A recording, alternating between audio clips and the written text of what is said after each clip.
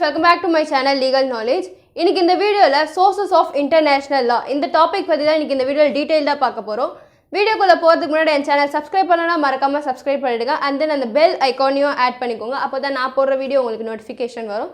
And then வீடியோவை skip பண்ணாம பாருங்க. அப்பதான் இந்த கான்செப்ட் பத்தி உங்களுக்கு டீடைல்டான வியூ கிடைக்கும். இப்போ நம்ம வீடியோக்குள்ள போலாம். நம்ம ஏற்கனவே sources of Hindu law பத்தி நம்ம பார்த்திருப்போம். அந்த வீடியோல Hindu lawன்றது எதோட பேஸ்ல இருந்து உருவாச்சு, எதுல இருந்து அது கிரியேட் ஆக செஞ்சது, எதுல இருந்து அதுக்கான பவர்ஸ் அத்தாரிட்டிஸ் எல்லாம் கிடைச்சது அப்படின்றத நம்ம அந்த sources of Hindu lawல பார்த்தோம். ஸோ அதே மாதிரி இந்த sources of international lawலையும் இன்டர்நேஷ்னல் லா எப்படி எதோட பேஸ்ல இருந்து கிரியேட் ஆக செய்யுது அப்படின்றத தான் இந்த வீடியோவில் பார்க்க போகிறோம். லாரன்ஸ் அப்படின்றவர் எப்படி இந்த இன்டர்நேஷ்னல் லாவை எப்படி டிஃபைன் பண்ணுறாருன்னா, ஒவ்வொரு லாவும் ஏதோ ஒரு பர்டிகுலர் சிஸ்டம்ல இருந்து தான் அது கிரியேட் ஆக செய்யுது. ஸோ அந்த பர்டிகுலர் சிஸ்டம் தான் அதுக்கு பவர்ஸ் அத்தாரிட்டிஸ் அதோட டியூட்டிஸ் எல்லாத்தையும் அந்த பர்டிகுலர் சிஸ்டம்லேருந்து தான் அதுக்கு அந்த லாக்கு பவர் கிடைக்குது. ஆனால் இந்த இன்டர்நேஷ்னல் லான்றது எல்லா நாடுகளோட விருப்பத்தையும் எல்லா நாடுகளோட கன்சென்ட்டையும் வச்சு ஒரு காமனான லாவாக கிரியேட் பண்ண செய்கிறாங்க. ஸோ அதுதான் இந்த இன்டர்நேஷ்னல் லா. அப்படி கிரியேட் ஆகிறது தான் இந்த இன்டர்நேஷ்னல் லா. எல்லா நாடுகளோட கன்சென்ட்டையும் வச்சு ஒரு காமனாக கிரியேட் பண்ண செய்வாங்க இந்த இன்டர்நேஷ்னல் லாவை. ஸோ இந்த இன்டர்நேஷ்னல் லான்றது எப்படி இருக்கலாம் அப்படின்னா, டாக்டிக்னு சொல்கிறாங்க. டாக்டிக் அதாவது டாக்டிக் விச் மீன்ஸ் கஸ்டம். அந்த லா கஷ்டமாக இருக்கலாம். அண்ட் ட்ரீட்டிஸ், தமிழில் ஒப்பந்தம் சொல்லுவாங்க, அது ஒரு ட்ரீட்டிஸாகவும் இருக்கலாம். ஸோ இப்படி தான் இந்த இன்டர்நேஷ்னல் லா எல்லா நாடுகளோட கன்சென்ட்டையும் வச்சு கிரியேட் பண்ண செய்கிறாங்க. இந்த சோர்சஸ் ஆஃப் இன்டர்நேஷ்னல் லா ரெண்டாக டிவைட் பண்ணுறாங்க, primary sources and secondary sources. இந்த செகண்டரி சோர்சஸ் சப்சிடரி சோர்சஸ் அப்படின்னும் சொல்கிறாங்க. இதை ஃபர்ஸ்ட் நம்ம ப்ரைமரி சோர்சஸை பற்றி பார்க்கலாம்.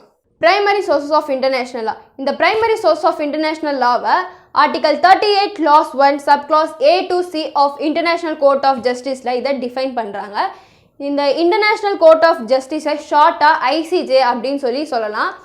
இந்த ஆர்டிகல் கீழே இதை 3-ஆக டிவைட் பண்ணுறாங்க. ட்ரீட்டிஸ் ஒப்பந்தம் அப்படின்னு சொன்னேன். And second customary law and third general principal. இதை நான் ஸ்டெப் பை ஸ்டெப்பாக எக்ஸ்பிளைன் பண்ணுறேன். இந்த பிரைமரி சோர்ஸஸை பொறுத்தவரை இதோட பேஸ் எதுனா இந்த ஆர்டிக்கல் 38 தான், 38 ஆஃப் ஐசிஜே. தென் இந்த பிரைமரி சோர்ஸஸை ஃபார்மல் சோர்ஸஸ் அப்படின்னும் சொல்கிறாங்க. ஏன் அப்படின்னா இது மூணுமே இந்த மூணு பார்ட்டுமே அஃபிஷியல் பாடிஸ்னால எல்லா கண்ட்ரீஸோட அஃபிஷியல் பாடிஸ்னால கிரியேட் ஆக செய்கிறதால இதை ஃபார்மல் சோர்ஸஸ் அப்படின்னு சொல்கிறாங்க. அண்ட் மெயின் திங் என்னென்னா, இன்டர்நேஷ்னல் லாவை பொறுத்தவரை ஸ்டேட் அப்படின்னு மென்ஷன் பண்ணுறாங்கன்னா அது கண்ட்ரிஸ் அப்படின்னு அர்த்தம். ஸ்டேட் அப்படின்னா தமிழ்நாடு கேரளா அப்படின்றது இல்லை. இந்த இன்டர்நேஷ்னல் லாவில் ஸ்டேட் அப்படின்னா இந்தியா பாகிஸ்தான் சைனா அப்படின்றது ஒரு கண்ட்ரிஸை தான் அவங்க ஸ்டேட் அப்படின்னு மென்ஷன் பண்ண செய்கிறாங்க. ஃபர்ஸ்ட் நம்ம இப்போ இந்த ட்ரீட்டிஸை பற்றி பார்க்கலாம். ட்ரீட்டிஸ் ஒப்பந்தம். இந்த ஒப்பந்தத்தை article 38 Clause 1 Subclause A of ICJ define பண்ணியிருக்காங்க. And then Article 2 of Vienna Convention on the Law of Treaties 1969 இதை டிஃபைன் பண்ணியிருக்காங்க. இந்த Article 2 of Vienna Conventionல என்ன சொல்கிறாங்கன்னா, ட்ரீட்டிஸ் அப்படின்றது ஒரு 2 or more ஸ்டேட்ஸ்க்குள்ள ஒரு ரிலேஷன்ஷிப்பாக மெயின்டைன் பண்ணிக்கிறதுக்காக இந்த ஒப்பந்தத்தை மேக் பண்ண செய்வாங்க. இதை ஈஸியாக அண்டர்ஸ்டாண்ட் பண்ணுறதுக்கு நம்ம பாயிண்ட்ஸாக வச்சுருக்க மல்டிலேட்டரல்னால் நிறைய கண்ட்ரிஸ் சேர்ந்து இந்த ட்ரீட்டிஸை மேக் பண்ணுவாங்க. பைலேட்ரல்னா 2 ஸ்டேட்ஸ் மட்டுமே, அதாவது 2 கண்ட்ரிஸ் மட்டுமே சேர்ந்து இந்த ட்ரீட்டிஸை மேக் பண்ண செய்வாங்க. ரீஜனல் வைஸும் இதை மேக் பண்ண செய்வாங்க, மொத்த குளோபல் வைஸுமே இதை கூட மேக் பண்ண செய்வாங்க. இந்த ட்ரீட்டிஸ் அப்படின்றது ஒரு ரிட்டன் டாக்குமெண்ட்.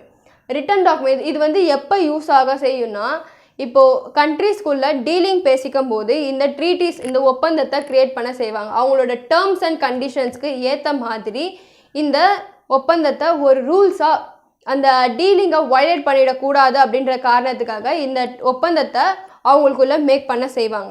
ட்ரீட்டிஸோட அதர் நேம்ஸ் தான் charter, declaration, convention, statutes, agreements, protocols, exchange of notes, இதெல்லாம் இந்த மாதிரி எல்லாம் கூட இந்த ட்ரீட்டிஸை சொல்ல செய்வாங்க.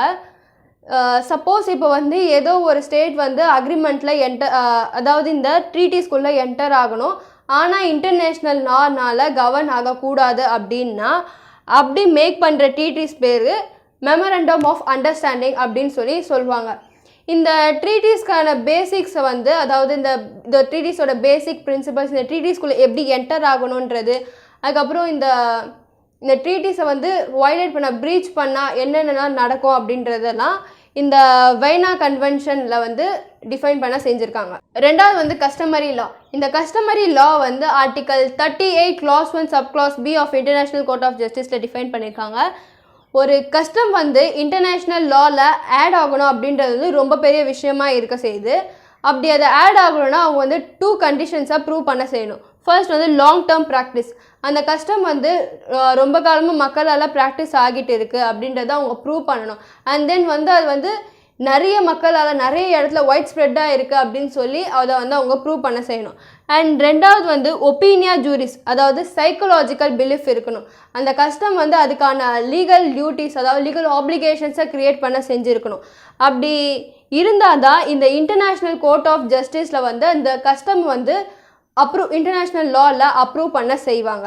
அப்படி இல்லைன்னா அந்த கஸ்டம்ஸை அப்ரூவ் பண்ண மாட்டாங்க. அது மட்டும் இல்லாமல் இந்த ஒப்பீனியா ஜூரிஸில் அந்த கஸ்டம்ஸை எதுக்காக ஃபாலோ பண்ணுறாங்க, என்ன ரீசன்ஸ்க்காக அதை ஃபாலோ பண்ணுறாங்க, அதை ஃபாலோ பண்ணால் என்ன யூசஸ் இருக்குது அப்படின்னு சொல்லி இதெல்லாம் அவங்க ப்ரூவ் பண்ண செய்யணும். அப்படி ப்ரூவ் பண்ணால் மட்டுமே தான் இந்த ஒரு கஸ்டம் வந்து இன்டர்நேஷ்னல் லாவோட மிங்கிள் ஆக முடியும். மூணாவது ஜென்ரல் பிரின்சிபல்ஸ். இந்த ஜென்ரல் பிரின்சிபல்ஸ் வந்து article 38 clause 1 subclause C of international court of ஜஸ்டிஸில் டிஃபைன் பண்ணுறாங்க. இந்த ஜென்ரல் பிரின்சிபல்ஸ் அப்படின்றது வந்து இங்கே வந்து நம்மளுக்கு வந்து லாவை க்ரியேட் பண்ணுறதுக்கு லெஜிஸ்லேச்சர் இருக்குது. ஆனால் இன்டர்நேஷ்னல் லாவை பொறுத்தவரை லாவை க்ரியேட் பண்ணுறதுக்கு லெஜிஸ்லேச்சர் கிடையாது. அது மட்டும் இல்லாமல் ப்ரீவியஸ் கேஸை வச்சு டிசைட் பண்ணுறதுக்கு கோர்ட்டும் கிடையாது. ஸோ என்ன பண்ணுறாங்க அப்படின்னா ஒரு சோர்சஸ் ஆஃப் லாவை எப்படி க்ரியேட் பண்ணுறாங்கன்னா சிவிலைஸ்டு நேஷன்ஸ், அங்கீகாரம் கிடைச்ச நாடுகளை வச்சு இந்த சோர்சஸ் ஆஃப் லாவை ரெகக்னைஸ் பண்ணுறாங்க. இந்த ஜென்ரல் பிரின்சிபல்ஸ் வந்து எப்போ அப்ளிகபிள் ஆகும் அப்படின்னா எப்போ அந்த இடத்துல எந்த விதமான ட்ரீட்டிஸ், எந்த விதமான ஒப்பந்தமும் இல்லை, அண்ட் தென் கஸ்டமரி லாவும் ப்ராப்பராக இல்லை அப்படின்ற போது இந்த ஜென்ரல் பிரின்சிபல்ஸ் வந்து அந்த இடத்துல அப்ளிகபிள் ஆகும். Secondary sources. இந்த செகண்டரி சோர்சஸை வந்து சப்சிடரி சோர்சஸ்ன்னு சொல்கிறாங்க. எதுக்காக இந்த சப்சிடரி சோர்சஸ் அப்படின்னு சொல்கிறாங்கன்னா இந்த இன்டர்நேஷ்னல் லாவை டிட்டர்மைன் பண்ணுறதுக்கு இந்த செகண்டரி சோர்சஸ் வந்து ஒரு ஹெல்பிங் சோர்சஸாக தான் இருக்கே தவிர இது வந்து ஒரு மெயின் சோர்சஸாக இங்கே ஆக்ட் பண்ணலை. ஸோ ப்ரைமரி சோர்சஸ் தான் ஒரு formal sources and official sources. So இது வந்து ஒரு ஹெல்பிங் சோர்சஸ் மட்டும்தான். அதனால தான் இதை சப்சிடரி சோர்சஸ் ஆஃப் இன்டர்நேஷ்னல் லான்னு கூட சொல்கிறாங்க. இந்த செகண்டரி சோர்சஸ் வந்து ரெண்டாக டிவைட் பண்ணுறாங்க. Judicial decision and writings of publicists அப்படின்ட்டு ரெண்டாக டிவைட் பண்ணுறாங்க. ஃபர்ஸ்ட் நம்ம ஜுடிஷியல் டெசிஷன் பார்க்கலாம். இந்த ஜுடிஷியல் டெசிஷன் வந்து article 59 of ICJ international court of ஜஸ்டிஸில் டிஃபைன் பண்ணுறாங்க. இதை எவிடன்ஸ் ஆஃப் இன்டர்நேஷ்னல் லா அப்படின்னும் சொல்கிறாங்க. இந்த ஜுடிஷியல் டெசிஷனில் ப்ரீவியஸ் கேஸில் நடந்த டெசிஷன்ஸை வச்சு நியூவாக நடக்கிற கேஸில் ஜட்ஜ்மெண்ட்டை மேக் பண்ணலாம் அப்படின்னு சொல்லி இதை ஒரு ஹெல்பிங் சோர்ஸஸாக வச்சுருக்காங்க. அண்ட் தென் ரைட்டிங் ஆஃப் பப்ளிசிட்ஸ் அப்படின்னா இப்போ நம்ம ஜூரிஸ்ப்ருடன்ஸ் சப்ஜெக்டில் நிறைய ஜூரிஸ்டோட தேரிஸாக படிச்சுப்போம். லைக் ஆஸ்டின், பென்தம், குரோஷியஸ் இவங்க மாதிரியான அவங்களோட தேரிஸ் எல்லாம் நம்ம படிச்சிருப்போம். இப்போ வந்து இந்த இன்டர்நேஷ்னல் லாவில் வந்து அந்த கேஸ்க்கு ரிலேட்டடாக எந்த ஆர்டிக்கல், இந்த treaties, articles, act and customary law அது மாதிரி எதுவும் இல்லை அப்படின்னா இந்த மாதிரியான ஜூரிஸ்டோட தேரிஸை வச்சு டெசிஷன்ஸை மேக் பண்ண செய்யலாம். அவங்களோட தேரிஸை வந்து ரூல்ஸாக மாற்றி அதை டெசிஷன்ஸில் அப்ளை பண்ணலாம் அப்படின்னு சொல்லி இந்த ரைட்டிங்ஸ் ஆஃப் த பப்ளிசிட்ஸில் சொல்லியிருக்காங்க. இதுவும் ஒரு ஹெல்பிங் சோர்சஸ் தான். ஸோ இவ்வளோ தான் primary and secondary source of international law. Source of international law பற்றி ஃபுல்லாக பார்த்தாச்சு. என் வீடியோ பிடிச்சிருந்தா என் சேனலுக்கு சப்ஸ்கிரைப் பண்ணுங்கள் அண்ட் இந்த வீடியோ லைக் பண்ணுங்கள் அண்ட் ஷேர் பண்ணுங்கள். நெக்ஸ்ட் வீடியோ நல்ல டாப்பிக்கோடு உங்களை பார்க்குறேன். தேங்க்யூ.